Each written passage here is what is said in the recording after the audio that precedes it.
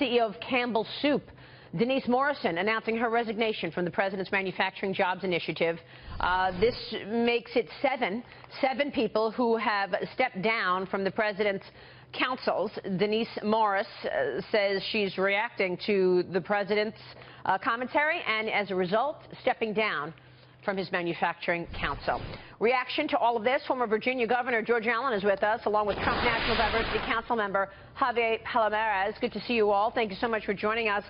Let me start it off with you, Javier. Your thoughts on these CEOs stepping down from the President's councils. Obviously, this is a business president, and yet he's having some problems with business leaders today. Well, no, I commend those leaders from a variety of corporations who have decided to take a stand. I think in America they have every right to do so, and I commend them for sticking to their principles. To your point, we're all disappointed. It seems that business yet again has taken a backseat to bigotry. We're hopeful that a business-minded CEO in the White House would be helpful to American business, and that's not what's transpiring. Admiral William Fallon, your thoughts on all of this, because clearly the President has lots of councils out there, whether it's the CEO Council or the Manufacturing Council, other councils. Are these councils effective? I mean, does this matter that these CEOs are stepping down, or is this just to make a point that they don't like him? Are you talking to me, George Allen? Yes, I am, George. My apologies, George Allen. Okay. Yes. Okay. Well, they have the right to make whatever decisions they want to make. We do have a pro-business administration, and every company and every leader can make a decision as he or she fits. However, I think they ought to take every opportunity they can to fight for the working men and women of their companies. And the workers of America want to have more opportunities, more jobs, make our country more competitive, whether it's regulatory reform, tax reform, the infrastructure initiatives, positive, productive energy policy. So I hope leaders will try to fight for the working people of America and find any opportunity to advance their cause. Well, it's an important point, because I wonder if they're going to be advancing their cause when they don't have a seat at the table anymore. Well, they'll have to find other ways of doing it. But go ahead, Javier. I didn't mean to interrupt you.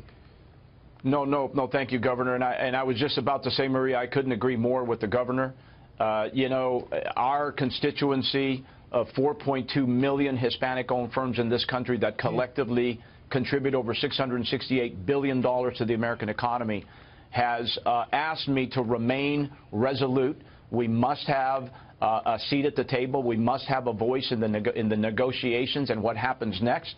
You know, we are focused on, as the Governor said, immigration reform, tax reform, health care reform. These are the things that the American business owners, job creators that have put me in this position are asking me to stay focused on, and we will continue in opposition, I might say. I'm a member in opposition, but I will stay on the council and remain hopeful that we can get back to doing business. Yeah, Governor. And maybe, Javier, some points that you may make in representing the working people in those companies of your association, they say, hey, they have a point there. Why don't we take that into account? So I think it's always better to be engaged, trying to help out your workers than not. But again, it's everyone's decision. Obviously, Governor, it really is about campaigning from the inside rather than complaining from the outside. You can't change the game if you're not in the game. This is a very difficult time. Again, I'm a member in opposition, but I remain resolute that you have to have, access to the administration, whoever is running the administration. You would think. Governor, your thoughts on what just transpired, the hate that we saw in Charleston? Charlottesville. Charleston. Please talk to us about that. Well, the hate in Charlottesville was abhorrent. And I issued a statement Saturday on it. These hate groups, these neo-Nazis and others, are wrong. They're contrary to the ideals of America. America's a meritocracy where everyone has an equal opportunity to compete and succeed based on their own hard work and ingenuity. Yeah. On a personal level, Maria, when I saw those Nazi flags, I thought of my mother. My grandfather was incarcerated by the Nazis during World War II. She was in Tunisia. And she concealed until 2006 that he was Jewish. And when she revealed that to me, I said, "Mom, why didn't you tell us this?" And she lived in fear all those years that Nazis and anti-Semitism would prevent her husband, my father, from getting a job. She was protecting her babies. And I thought of her when seeing those flags in Charlottesville at the park. And I told her, I saw the Nazis. I remember telling her, "Oh, the Nazis are dead and gone." And she would have said, "See, they're back," and struck fear in her. And I just think it's so important for leaders, whenever the ugly head of racism, bigotry, anti-Semitism rises up, leaders need to deplore it, condemn it. Right. Otherwise, if you're silent, people will think it's acceptable or could be condoned. And so I think it's important for all people to find things that unify our country. Yeah. And that's the kind of things that make America great again, and that's jobs and competitiveness and energy and so forth. But this.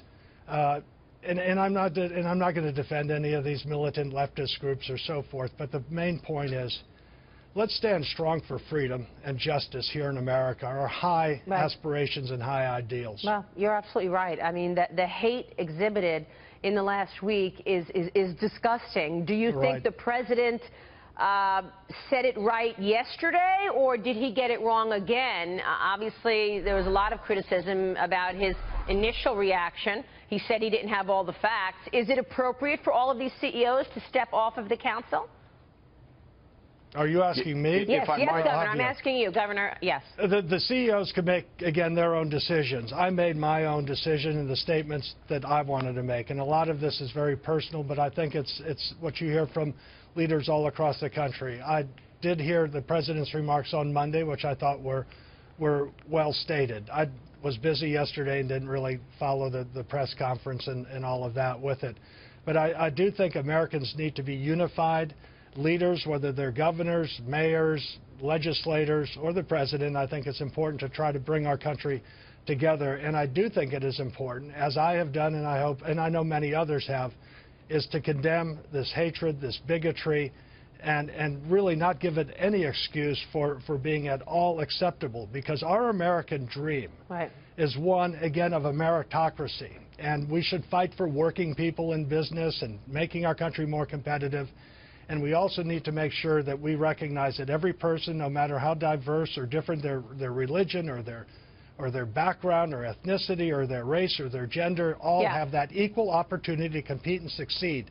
That's the American dream, and the government's role is to make sure you get a level playing field so that people have that opportunity. Not equal results, but equal opportunity, and that's the dream of America. That is definitely America. Gentlemen, thank you very much for joining us. Governor, good to see you. Javier, thank you so much.